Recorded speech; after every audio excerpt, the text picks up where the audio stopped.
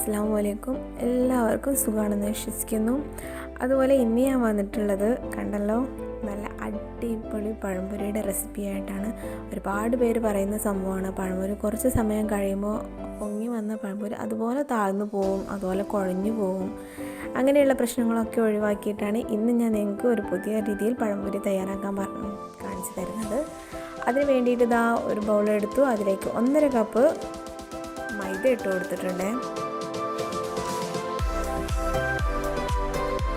പിന്നെ ഇതിലേക്ക് 1/2 കപ്പിലും താഴെ അരിപ്പൊടി ഇട്ട് കൊടുത്തു.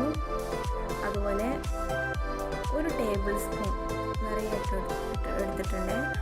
കോൺഫ്ലവർ ആണ് എടുത്തത്. അതുപോലെ ബേക്കിംഗ് സോഡ 1/4 ടീസ്പൂൺ. അതുപോലെ തന്നെ ഒരു പിഞ്ച് സോൾട്ടും കൂടെ ചേർക്കുക.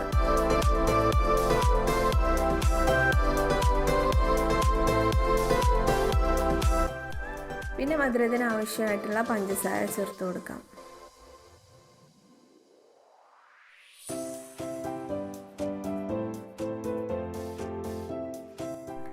അതിനുശേഷം കുറേശ്ശെയായിട്ട് വെള്ളം കൂടെ ചേർത്തിട്ട് നന്നായിട്ട് മിക്സ് ചെയ്തെടുക്കുക. വെള്ളം ഒഴിക്കുമ്പോൾ ശ്രദ്ധിക്കുക, പഞ്ചസാര അലിയുന്ന സംഭവമാണ്. അതുകൊണ്ട് തന്നെ വെള്ളം ഒരുപാട് ഒഴിച്ച് കഴിഞ്ഞാൽ പെട്ടെന്ന് മാവ് ലൂസായി പോവും. അപ്പോൾ കുറേശ്ശെയായിട്ട് വെള്ളം ചേർത്ത് ഞാൻ തയ്യാറാക്കുന്ന രീതിയിൽ ഇത് കണ്ടോ, ഇതുപോലെ മാവ് റെഡിയാക്കി എടുക്കുക. ഈ ഒരു കൺസിസ്റ്റൻസിയാണ് മാവിൻ്റേത്. ഓക്കെ, പിന്നെ ഇതാ ഞാൻ 3 പഴം എടുത്തിട്ടുണ്ട്. മാവ് റെസ്റ്റ് ചെയ്യാൻ വെക്കേണ്ട. ഈ ഒരു പഴം കട്ട് ചെയ്യുന്ന സമയം മാത്രം മതി നമുക്ക് മാവ് റെസ്റ്റ് ചെയ്യുന്നത്, അല്ലാതെ ഒരുപാട് സമയം വെക്കേണ്ട ആവശ്യമൊന്നുമില്ല. ഈ പഴം ഇതാ ഈ ഒരു രീതിയിലാണ് ഞാൻ കട്ട് ചെയ്തത്. നിങ്ങൾക്ക് വേണമെങ്കിൽ പകുതി കട്ട് ചെയ്തിട്ട് അതിനെ ഇതുപോലെ സ്ലൈസ് ആക്കി എടുക്കാം. ഞാനിതാ നീളത്തിൽ തന്നെയാണ് ചെയ്തെടുക്കുന്നത്.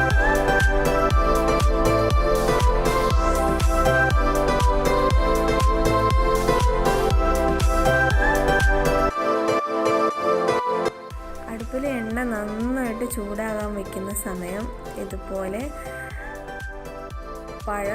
പഴത്തിൻ്റെ സ്ലൈസ് എടുത്തിട്ട് മാവിൽ ഇതുപോലെ മുക്കിയെടുക്കുക. എന്നിട്ട് ഇട്ട് കൊടുക്കുക. നോക്കൂ എത്ര പെർഫെക്റ്റ് ആയിട്ടാണ് പൊങ്ങി വന്നിരിക്കുന്നത്.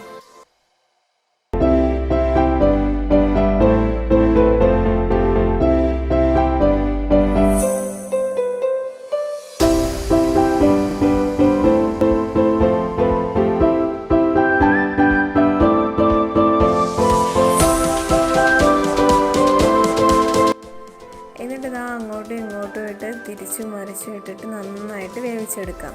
ഇട്ട് കൊടുക്കുന്ന സമയം നല്ല ഹൈ ഫ്ലെയിമിലായിരിക്കണം കേട്ടോ. അത് കഴിഞ്ഞതിന് ശേഷം എടുക്കുന്ന സമയം, അത് പൊങ്ങി വരുന്ന സമയം തൊട്ട് ലോ ഫ്ലെയിമിലേക്ക് മാറ്റുക.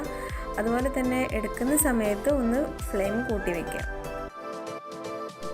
ഇതാ നമ്മുടെ അടിപൊളി പഴംപൊരി റെഡി ആയിട്ടുണ്ട്. ഇത് താഴ്ന്നു പോകുന്ന പ്രശ്നമൊന്നുമില്ല കേട്ടോ. ഇതുപോലെ തന്നെ അടുത്ത ബാച്ചും ചെയ്തെടുക്കുക. നല്ല ഫ്ലെയിമിൽ വയ്ക്കുക. കണ്ടോ, ഫ്ലെയിമിൽ വയ്ക്കുമ്പോൾ ഇതേ രീതിയിൽ പൊങ്ങി വരും.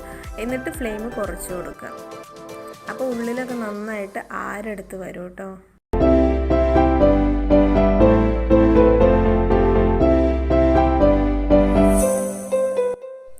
അപ്പോൾ ഇതുപോലെ നിങ്ങളും ചെയ്ത് നോക്കുക. തീർച്ചയായിട്ടും നല്ല റിസൾട്ടായിരിക്കും.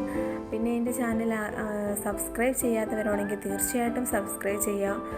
അതുപോലെ തന്നെ പുതിയൊരു വിഭവമായിട്ട് ഞാൻ വീണ്ടും നിങ്ങളുടെ മുന്നിൽ വരുന്നതായിരിക്കും. Take care, by.